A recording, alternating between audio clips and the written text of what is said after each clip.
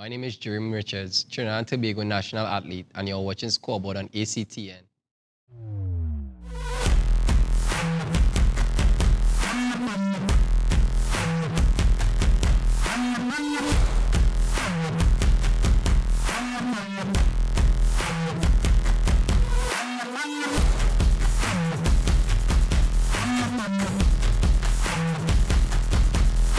Good evening, viewers. Welcome to another edition of Scoreboard here on ACTN.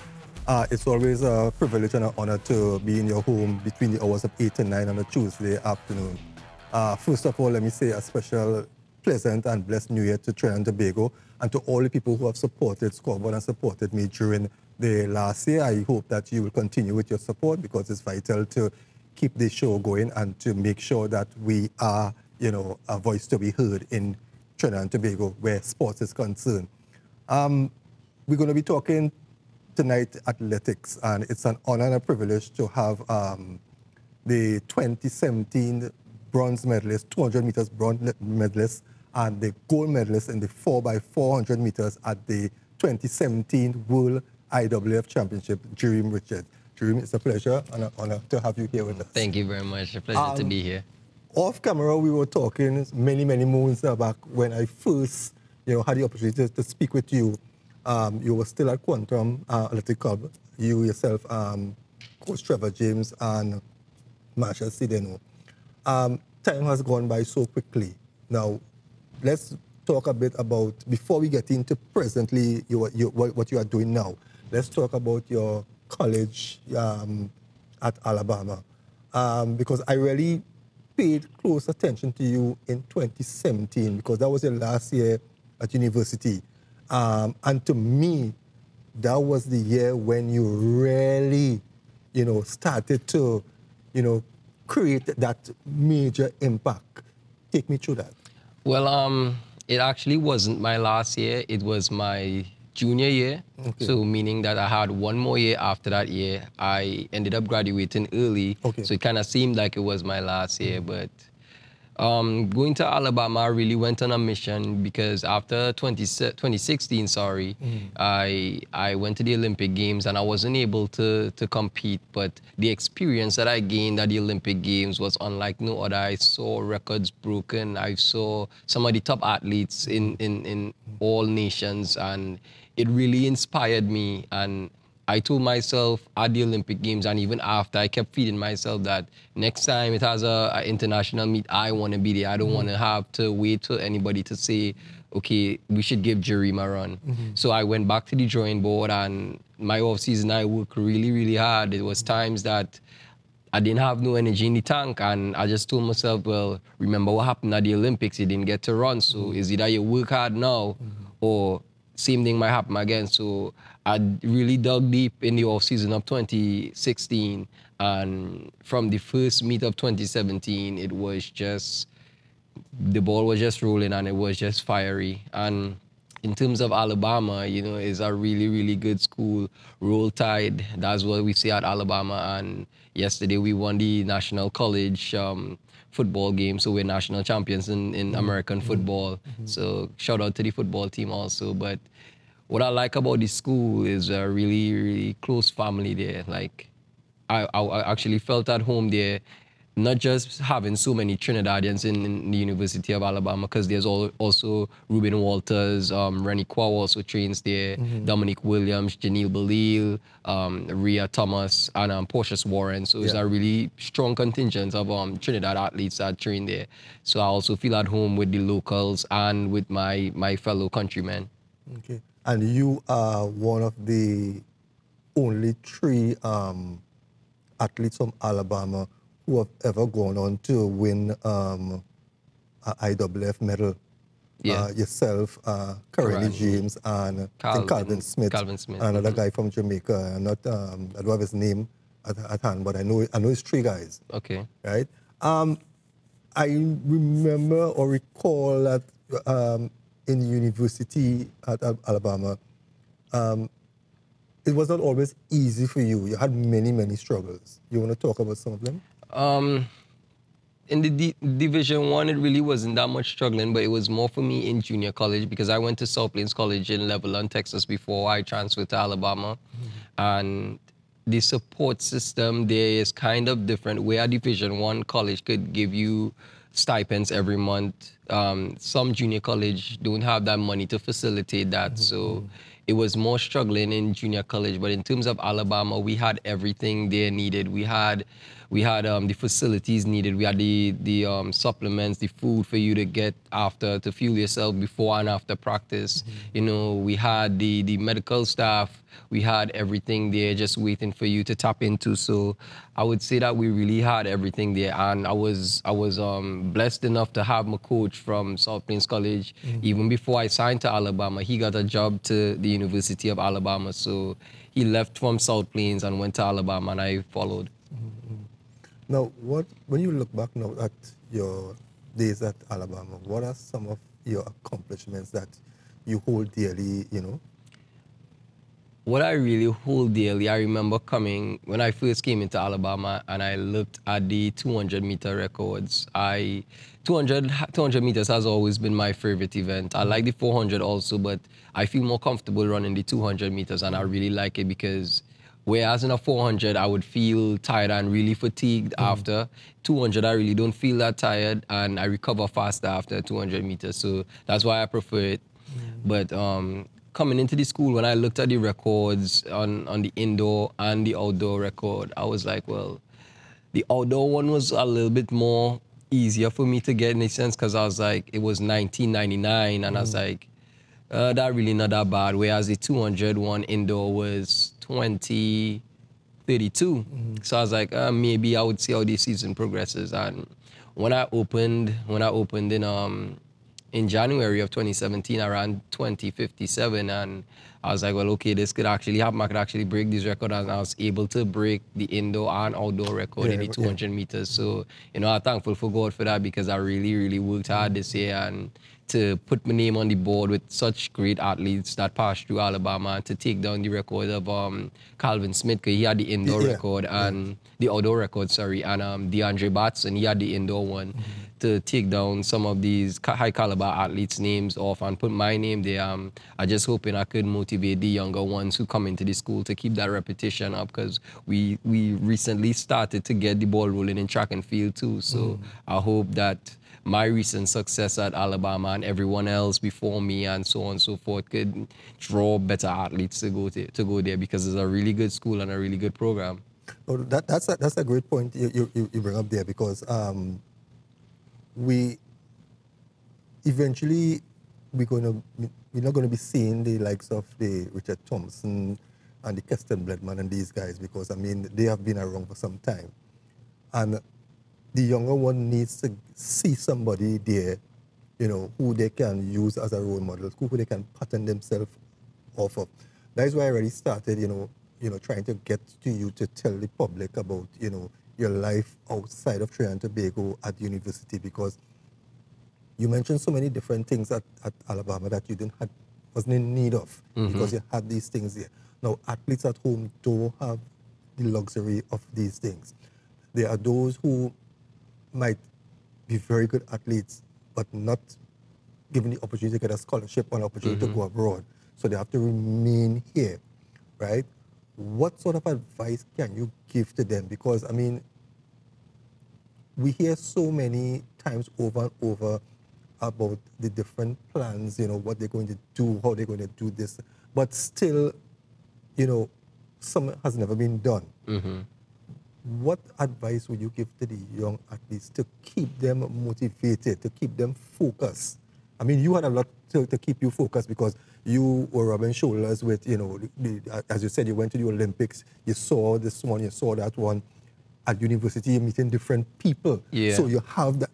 Some of them don't have it here. What advice would you give to them? Firstly, I would like to say that, you know, I wish in terms of student athletes going away to study and to also compete and be exposed to this high level of competition, I think that athletes here and secondary school students are not well educated about what they need to get a scholarship and what they need to go into the US system, you know, and I get a lot of messages on Instagram and Facebook from younger athletes asking me, how could I get a scholarship? And I try my best to reply to everyone and tell them how, because I know that it would benefit them in the long run. And I know I was once in that position and I wasn't educated about it. But I think the government or the entries or someone should try to educate athletes from Form 3, because that's where you actually start to pick your subjects. And you know, you need to have a certain amount of subjects. You need to have certain amount of classes to be able to go to the US. You also need to do the SATs and so on and so forth. And you need to run fast and all these things. But these athletes don't know that. So it eventually happens when it's too late, when you're already in Form 5, you pick your classes already, you mightn't have something, then you might have to go back and do it. And the NCAA system has changed and is currently always changing. So if they're not updated on the rules, it's like you going in to do a test and you're not sure what's going on. So I think, one, we should really educate the younger athletes about what it takes to become a Division I athlete or to get a scholarship to go to the university. And in terms of athletes that stay in Trinidad and Tobago and trying to train and excel, I think it's something very, very difficult to do.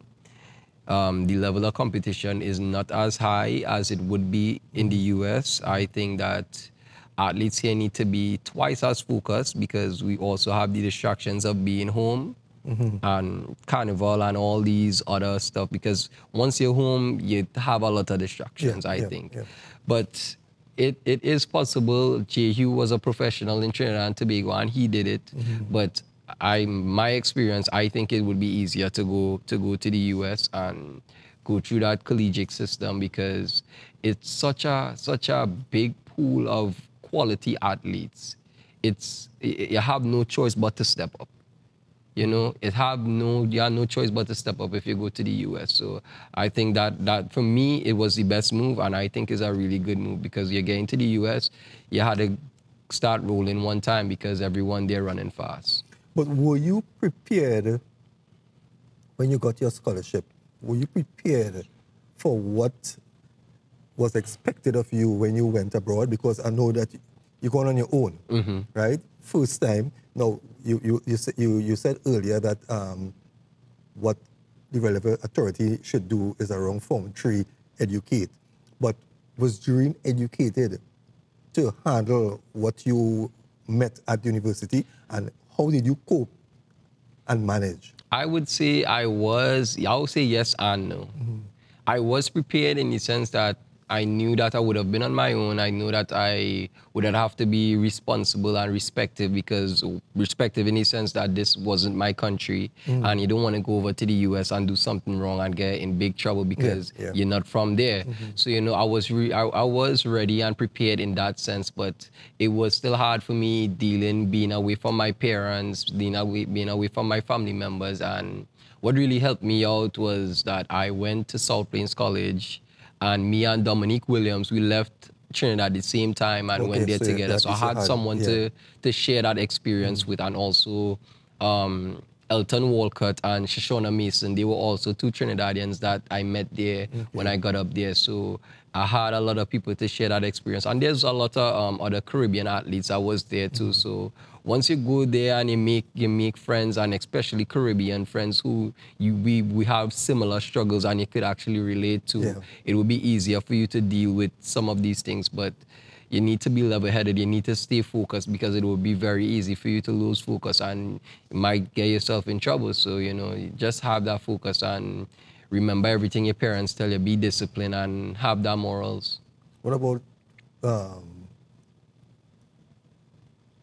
obstacles? What about, you know, that came along the journey? Because I know now, you know, some people will sit down and they'll say, well, okay, Jereem is now the world's bronze medalist and the world's 400 meters relay, and everything look nice, but they don't know that between the start and the end, there were struggles. I'm sure that there were times that you question yourself, oh gosh, you know, Tell me about that. I had a few struggles. My two biggest struggles before even the World Championships and before the Olympics.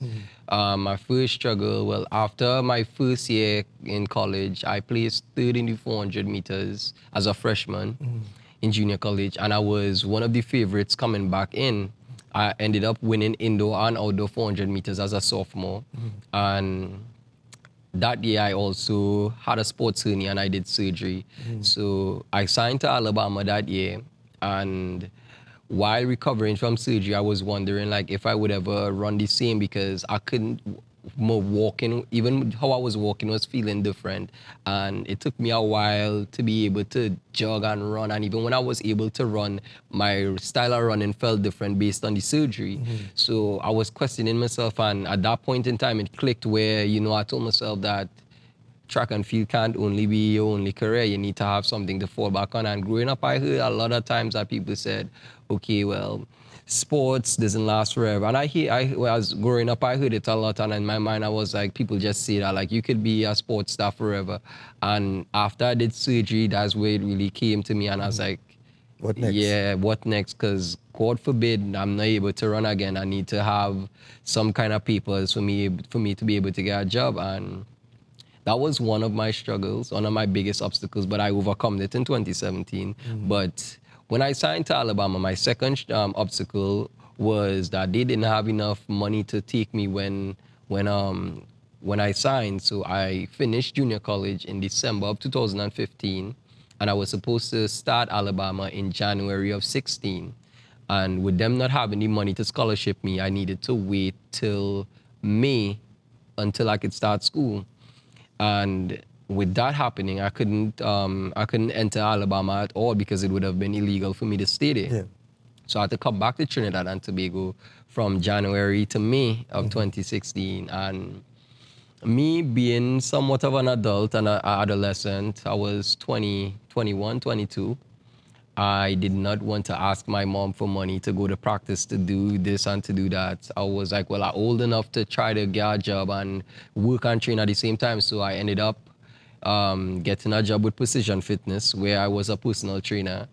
And I had to train early in the morning and go eat lunch, take a shower, rest, and get back up and get ready to train people in the afternoon from 4, I think it was from 4 to 7. So that was really, really challenging because I remember tired going to work and tired coming from work late in the night. And it was really, really difficult. And a point in time, that 2016 year, I didn't run fast at all. I opened good, but I ended up getting hurt. And I questioned myself that if I wanted to continue running track and field. And I was like, I was still trying to be optimistic because I did all the treatment on the area that I was hurting and everything that I could do, and it was still giving me pain. So I was like, all right, well, let me just try and be optimistic still. And the last meet, when it was drawing close to me to go to Alabama now, I had one meet before the week that I left, and I ran that meet, and I ran the slowest times I ever ran in my life. And I was like, nah, I went home, I cried. I was like, well, if this is what I run, then I'm clearly not ready to run in college. So I still was trying to stay optimistic and open-minded, and I went to Alabama. I think I had a month and I like 5 weeks until the Olympic trials. I trained there. My first few weeks was tough because I hadn't been training with my coach for a while. Slowly, I started to see some improvement, but I was wondering, each week he was asking me, well, do you want to run for the trials? And I was like, well, yeah, I think I want to run. I still want to go try. And the week of the trials, I had some of the best practices I had all year, but I was still wondering if it would have been good enough to make our Olympic team, you know? And he said that he think I'm in better shape than when I came. He could actually see the difference. But if I'm thinking about going to Trinidad and winning or making the individual event, that would be out of question based on how everybody else was informed and based on how I was. So I was like, you know, I'm just going to stay optimistic and try to make the relay team at least, just to gain the experience, because that wouldn't hurt. And I went back home and I placed sixth in the 400 meters. I think I placed fifth, fifth or sixth. I can't remember too good. And I ran my second fastest time in the 400 meters. At that time, my PR was 45.91, and I ran 46.02. So I was like, well, for the type of year that I had, it really was not acceptable. It was not a bad race. We need to hold that thought for a moment because we need to take a break, right? When we come back, we'll continue. Okay. Viewers, this is Scoreboard here on ACTN. We're talking to Jereem Richards, Trinidad and Tobago athlete, bronze medalist in the 200 and gold medalist in the 4x400 at the 2017 IWF World Championship. We'll be right back after this short break.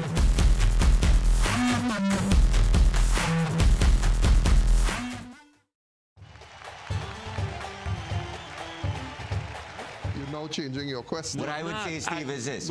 My first question was, and roll back the tape. I made my debut for Crystal Palace against Tottenham Hotspur. My responsibility was to get the ball and make things happen offensively. In all the time we've played together, I've always been the decoy. Welcome to Field of Dreams on ACTN. My name is Steve David, and I'm your host.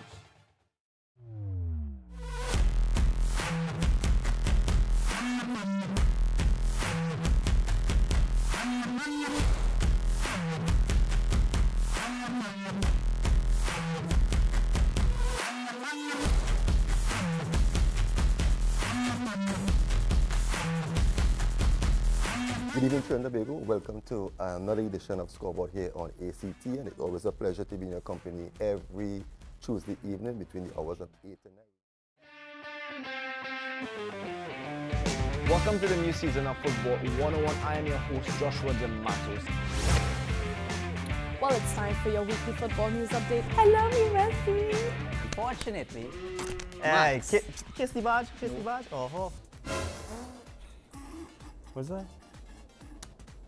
welcome to this edition of the interview. And as you can see, I'm not alone on the set. I have Marcus, a Liverpool fan, and I have Shakir.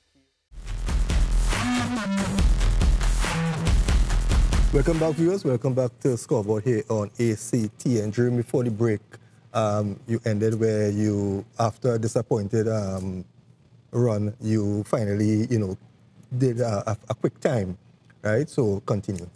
Yeah, so I actually ran the second fastest time in the national trials for the Olympics and qualified. So, I prayed a lot about that one too, and God really, really worked and came through for me because my year in 2016 was looking so down and so bad, and I ran some of the slowest times of my life in 2016, and to just shed that little bit of light on me and be able to travel with the Olympic team, it was really a great experience because Olympics is the pinnacle of track and field, of the pinnacle of any sport. Everyone wants to make it to the Olympic team, and to be able to be called the Olympian. Although and that was your first Olympics, right? Yeah, my first Olympics. And to be able to be called Olympian, that was something I wanted to do since I was younger, and I was glad and grateful because I actually achieved that. No, you didn't have the opportunity to really take part in any of the events. But when you look back, right, what experience Jereem got from just being there that you today can say that you have used since then to now to accomplish some of the success that you have accomplished right now? Well, I think it was a blessing in disguise in the sense that I went there, I did not get the opportunity to compete, and it kind of left a bitter sweet taste. It was a sweet taste in the sense that you made it to the Olympics, and not a lot of people actually get to go there. Yeah. But you made it to the Olympics and you basically was a spectator.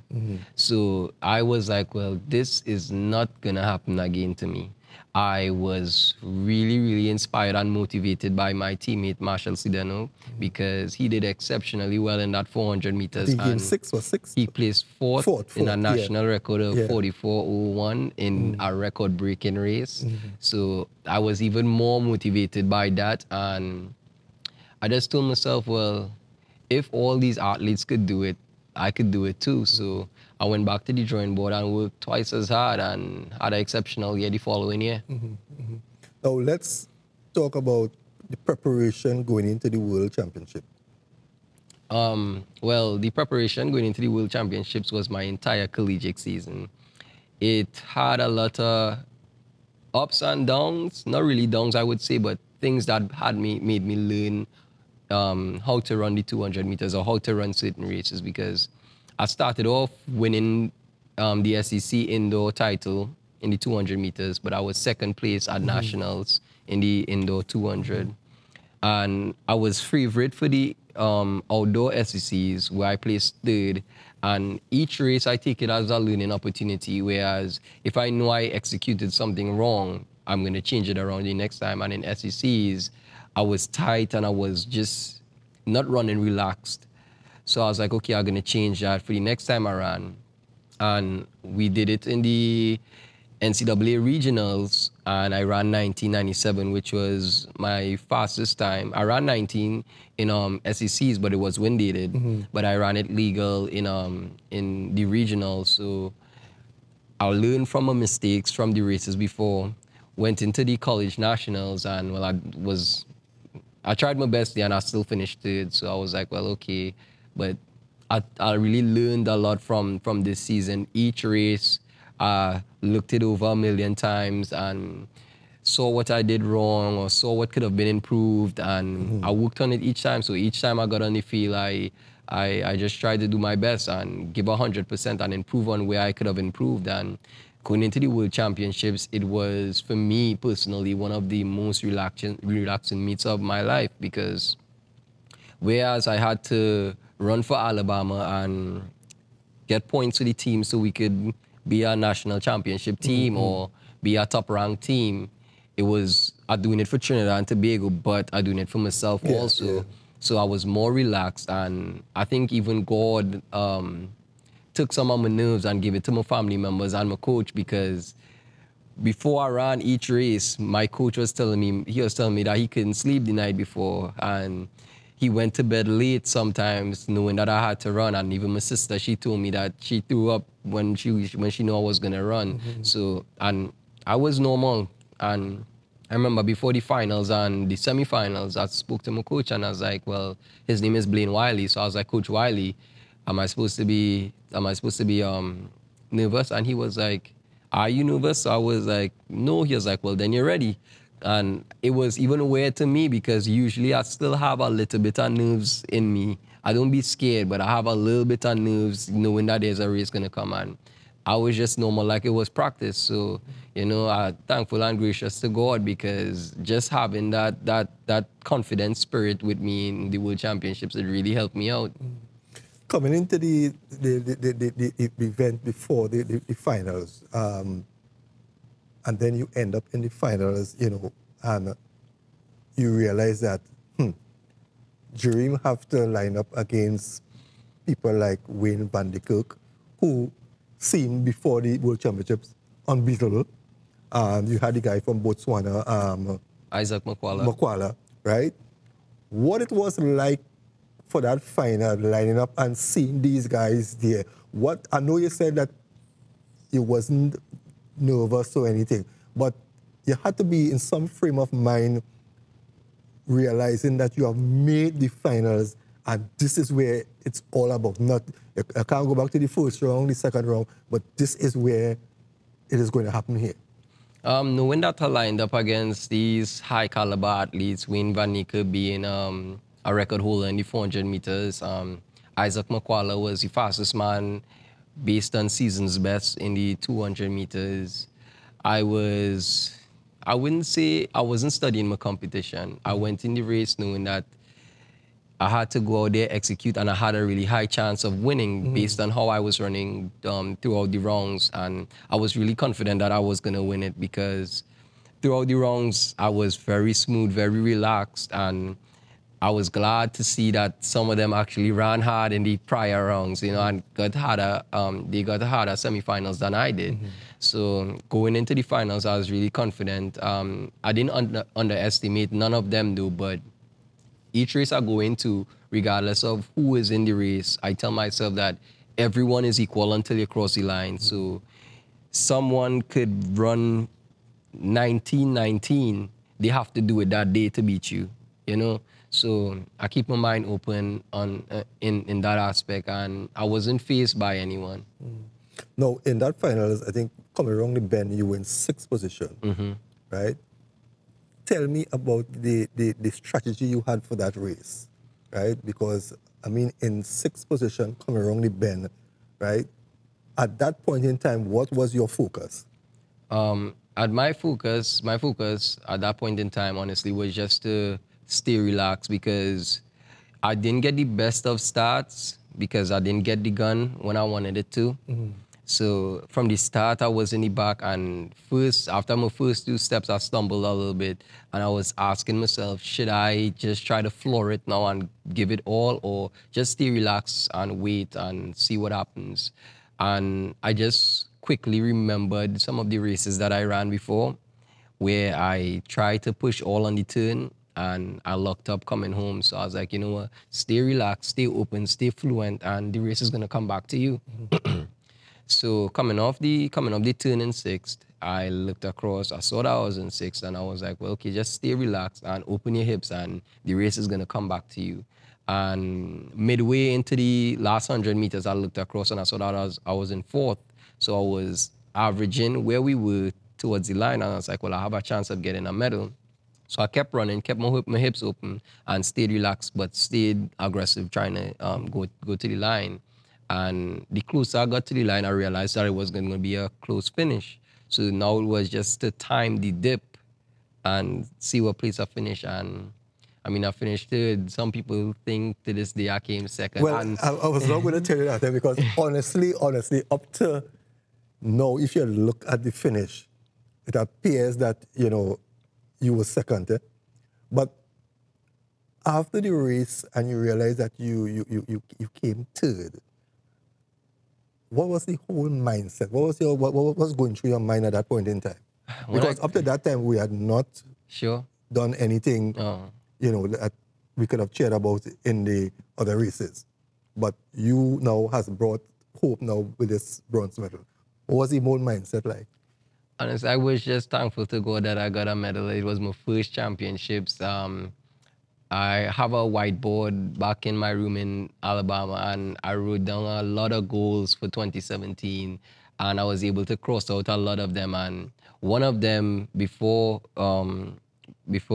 was make a World Championship finals, and next one was win goal. So I was able to cross out the first one was to make the finals. I didn't win goal as yet because I wanted to win it in the individual event, but God blessed me with a blessing in disguise. I still got the gold medal in the 4x4, but I was really, really thankful to be able to get a medal in the World Championships and my first time being there. And then we went on to the 4x400 meters. I don't think, honestly, you know, people were expecting the 4x4 team to really win gold. You know, I think we were so focused on the 4x100 and the 100 meters that people always tend to look at those events. But looking at the guys who line up in that 400 meters, Jared Solomon, Rennie Kwao, Sideno, and Lalon Gordon, your bronze medal in the 200 meters must have motivated these guys somehow, that believing that we have never beaten the USA in any relay, never in the history. Going into the rounds before the finals, what was the whole plan for this team? Well, we had one of the most competitive semi-final heats. So our main plan was mainly just to make it into the finals. I knew that Trinidad and Tobago always has a good 4x4 team, and I've heard it years upon years and upon years that we have the team to beat the USA. We just need everybody to perform on that day. And it so happened that in the finals we did, but in terms of the heats, we were just trying to make it through the rounds and make it to the final and make sure all the passes were safe and we had no hiccups. Going into the finals? So going into the finals now, when we saw what lane we got and we saw how we set our team versus how the US set their team, we knew it would have been a close finish. And I ended up having shared room with the guy that finished for finished for the USA. He was my roommate at South Plains College, so I know him personally. That's my really good friend, Fred Curley. And I know how he runs, and he had a really, really good, exceptional season this year. He ran 43.7, but each time he got the baton, he had to run back. You know, it's easy. I think it's easier getting the baton in the back than having it in front, because where you are now is predator versus prey. So, you know, he was the prey now being in front. And we sat down as a team with Coach Charlie Joseph, and we spoke about how it was going to run, and everyone came up with the idea that, okay, you might end up getting the baton right behind him, and if you get right behind him, that's the best place to be. So the race ran how it did. Everyone did their part, and as soon as I saw Lalonde get the baton right behind him, I knew all he had to do was just sit behind him and wait till he home straight and run past him, and that's exactly what he did. And it was, I honestly couldn't believe that it actually happened, because we knew it could have happened. But it's like, you know, you have a chance of beating the US, but it's like, it mightn't happen. Because I don't think they ever lost a 4x4 in a world championship before. They were going for 7 straight wins. So it was to be part of the team that won and beat the US. I was really, really thankful to God for that too, because it has been said that we had the team. We always had the team to do it, and for me to be part of that team, you know, it's just really a great experience to be there, and I hope it inspires some of the younger athletes of Trinidad and Tobago so they could do the same thing. And it was just a good year for Trinidad and Tobago on the whole, because the Carifta team even beat Jamaica in the Carifta games, and Jamaica is a hard team to beat in the 4x4 in Carifta. So, you know, I think this year for track and field in Trinidad and Tobago was a really exceptional year. Yeah, definitely 2017 was the high point for a successful track and field was the performance of yourself and the 4x4 at the World Games. And it all goes well now for the future of track and field, where we go from here. But before we dive into that, let me just quickly find out from you. When you all realize that, hey, goal here in the 4x4, what was that feeling like for you? I know that it has to be extraordinary for you, because that's adding icing to the cake on the bronze medal here. Yeah, definitely. But the team itself, we have to take another break. When we come back, you will just reply to that. Viewers, this is Scoreboard here on ACTN. We're talking to Jereem Richards, back home for a short stay, and giving us the life of what it takes to be a professional, now that he has signed a professional contract with Adidas, and his performance at the the 2017 World Championship. We'll be right back after this short break.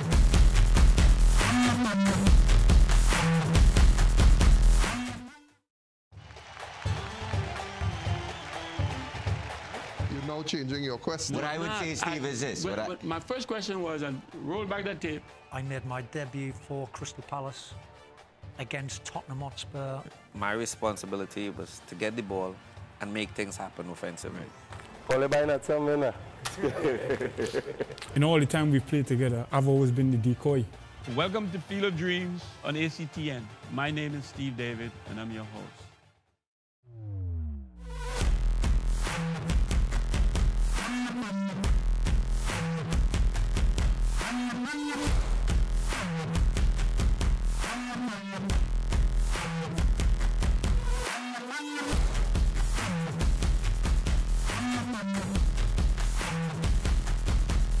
Good evening, Trinidad and Tobago. Welcome to another edition of Scoreboard here on ACT, and it's always a pleasure to be in your company every Tuesday evening between the hours of 8 and 9. Welcome to the new season of Football 101. I am your host, Joshua Matos. Well, it's time for your weekly football news update. I love you, Messi. Unfortunately, hey, kiss the badge, kiss the badge. Oh, What's that?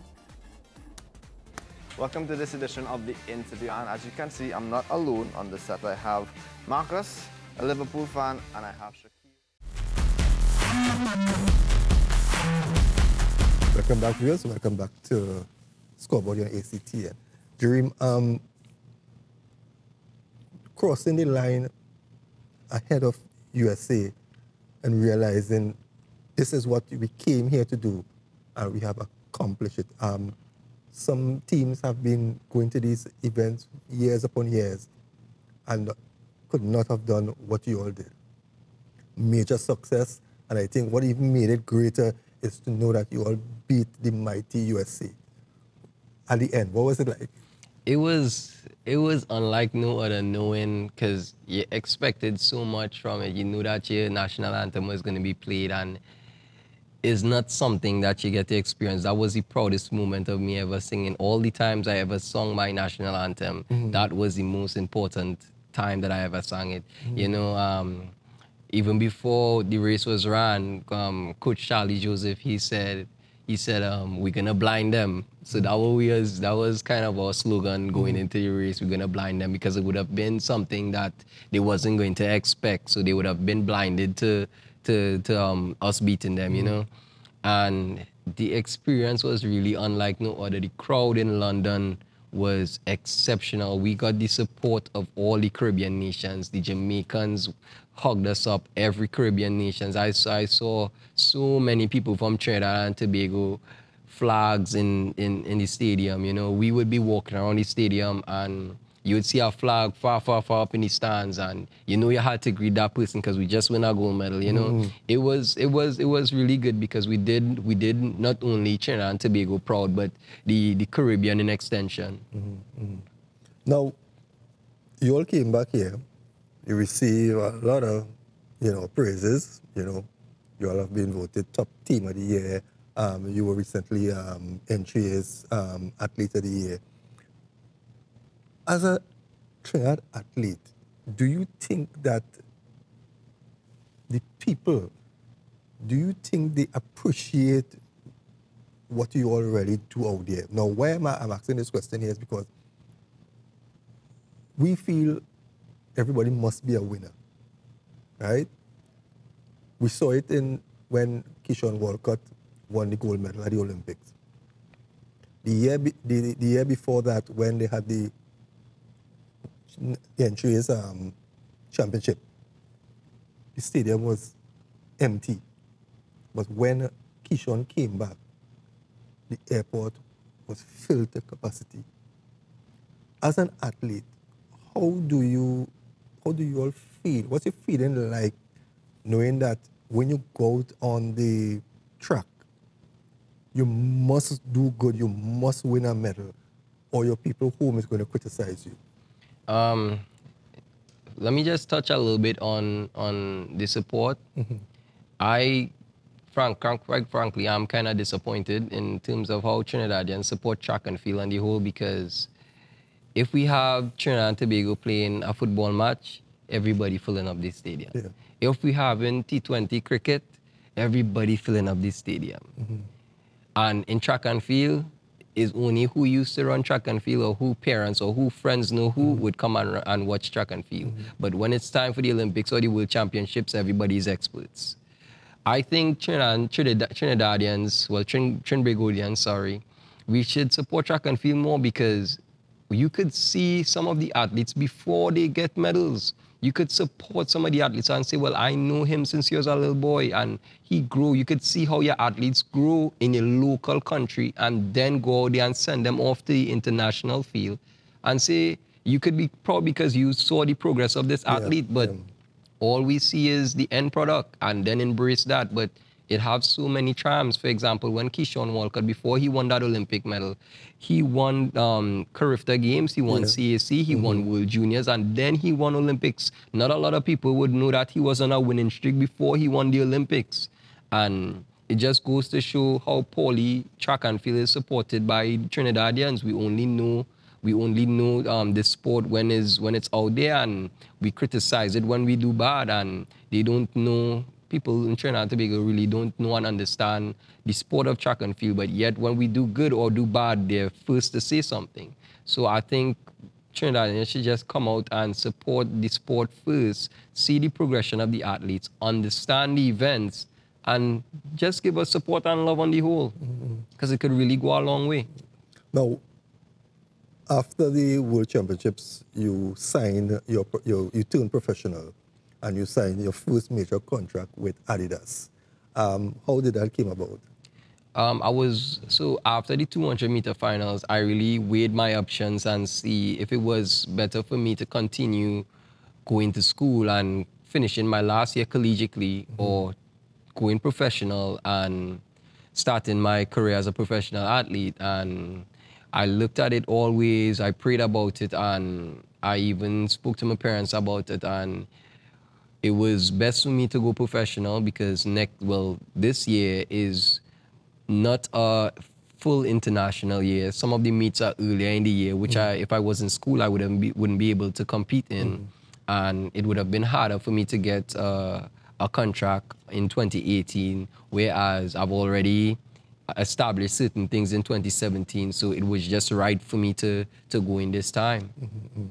Now, what you signed with Adidas now, right? So you're on the pro circuit now.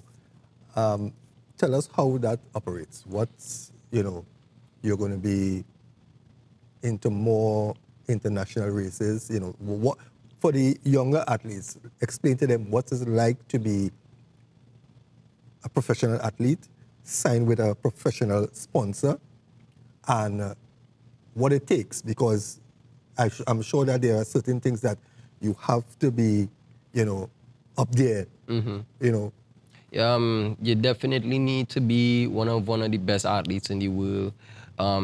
It has a lot to do with your age and how fast do you run.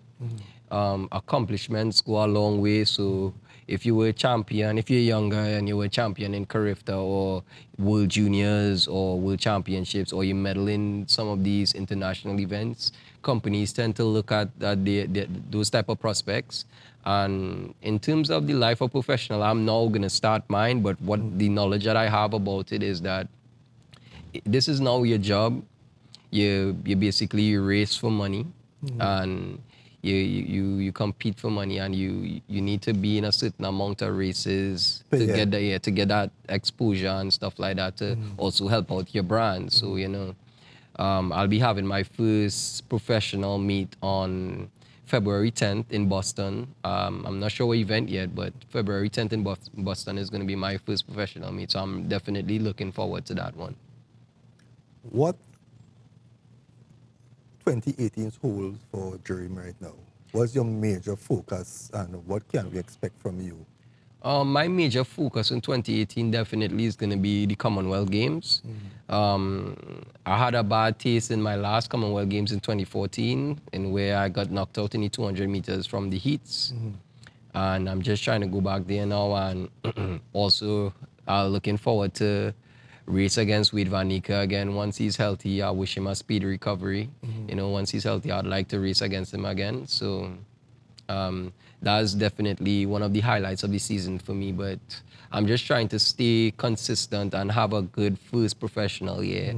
I know it's hard for a lot of athletes that turn professional, and they just have a hard time getting used to these races and everything like that. So I just pray to God that, I just have a good first professional year and stay consistent and fluent in my running. Now, everybody will be coming after the 4x4 men, with the achievement that you all have acquired. Now, we know Lalan Gordon is getting up in age, right? I think you and Sidano is the two youngest in the set. Cole has been out there for quite a while. Are there any athletes that, from where you sit, that you can see, and this is a broad question because we go back to the 100 meters too, because Bledman and these guys, they have been performing for a while. But who are some of the athletes, the young athletes that you are keeping your eye out, that you feel could really benefit from what you all have done? Because now there is something even more to motivate these guys, right? You all have beaten the States, one silver. Who are some of the athletes that you feel could move up there with the right training, with the right discipline, because in everything, it takes proper discipline. Definitely. Right? I mean, you could have the best amount of the fastest speed and everything, but if you are not a disciplined person, you're going to stumble along the way. Who are some of these athletes? Some of these athletes that I think have a really good chance of making a difference with Trinidad and Tobago and could be the new faces and the new stars. Definitely Jacob Sinclair. He made it to the World Championship team as a junior. So I think he's definitely one of the prospects to be a new face in Trinidad and Tobago. There's a guy called Dwight St. Hilaire. He's from Tobago and he recently went to the University of Kentucky. He opened in some really fast indoor times. He ran 6:76 in the 60 meters, and he's not a sprinter, which is really fast for a quarter miler. And he also ran 32:80 something in the 300 meters indoor. So I'm really looking forward to see how he does. Outside of that, there's Gerard Elcock from Abilene Wildcats. He's an exceptional sprinter from the 100 to the 400 meters, very versatile. Jalen Purcell, he's from Simplex. He's also a really good sprinter, 10.3. Adel Coultras, Commonwealth Youth Champion, CRIFTA champion, definitely one to look out for. Just to call a few names, but if I left out anyone, I'm definitely sorry. But, you know, we have a lot of good young athletes coming up. I just hope we nurture them and help them in that transition from the junior level to the senior level, good, because that is a really crucial point in track and field, and I think that's where we lose out on a lot of our aspiring athletes, our aspiring young athletes. That transition is kind of where we lose them out. So I hope they make it to that transition good and just feeding more athletes to Trinidad and Tobago. Looking back at your career, I'm sure that there might be a ton of people who you'd really like to say a special thank you to, because, I mean, the journey has been long, right? And from the days at Quantum Club up to now, who are some of these people that you want to take this opportunity to say a special thank you to? I'd like to say a special thank you to Mr. Reynold Portley from Point Fortin Civic Center Jets. That was the first club I ever ran in. Mr. Trevor James and Carol Cavallo at Quantum. Definitely Charlie Joseph at Abilene Wildcats. Sean Roach, he really helped me out a lot in terms of advice and stuff. I like to say thank you to my mom and my dad, my sister, Brittany Richards. She definitely is like my manager. She would help me with anything, anytime, and she always is on it. Who else? Coach Wiley at University at Alabama, my same coach, current coach right now. Brian Lewis and everyone, TTOC and the entries, you know, always there supporting and always helping out in each way that they can, you know. And have I left out anyone else? I'm really sorry. You know, you mentioned earlier in the interview that when we were talking about people coming out to, you know, see the athletes perform before they really reach to that success in life, you know. And it brought me back to when I used to come and cover the Quantum track and field event when you and Marshall Sidiano were very young. I think he was still at Prayers. And, you know, I can, you know, safely say that I saw you all, you know, from a very tender age. And it really is, it's a great achievement, you know, to see what you have and the rest of the guys have accomplished. You know, I can talk for you about you and Sidiano because I saw you all, you know, from that age, you know. But I really want to, you know, thank you again for spending this time with us. I really want to wish you a great and successful 2018. You have achieved what you have set out. Not quite everything as yet, because the goal that is still on in the 200 meters on the whiteboard is still there. Yeah. So we look forward to, you know, great things from you. And any closing comments? Closing comments, I'll honestly just wish that people at Trinidad and Tobago really come out and support track and field, because me personally, I would say it's one of our better sports. We bring in a lot of medals, and we need the support of people. Come out to the stadium and support, because it makes a really big difference in the performance of the athletes. Look at how some of the athletes performed in London with such a big crowd. So if we could have that same turnout in Trinidad and Tobago, and we could support each other and help each other out, I think it could go a long way, and we could be really successful as a country. Jereem, it was a pleasure. And as I said, all the best for 2018. Thank you. And we will keep focused on your achievements. And we know you're going to do well. Thank you very much. Well, viewers, a very interested scoreboard here. We were talking to Jereem Richards, the bronze medalist in the 200 meters and the gold medalist in the 4x4 100 meters relay at the 2017 World Championships, the IWF. We want to say again to Jereem, we appreciate all that he has done for the country. We know he's going to do better. We hope that he stays, injury-free now in his first year as a professional athlete. And we're going to be, I know on ACTN, you're going to be seeing a lot more of Jereem, because we have our international sports, which we highlight on a Saturday, and I'm sure we're going to be showing you a lot more of Jereem as he goes about in his career. We're going to wish him all the best. Remember, viewers, if you miss any part of this interview, it's a repeat of this program tomorrow at 1 p.m. Do have a blessed week ahead, and we look forward to having you in our company next week, Tuesday at 8 p.m. right here on ACTN. See you later.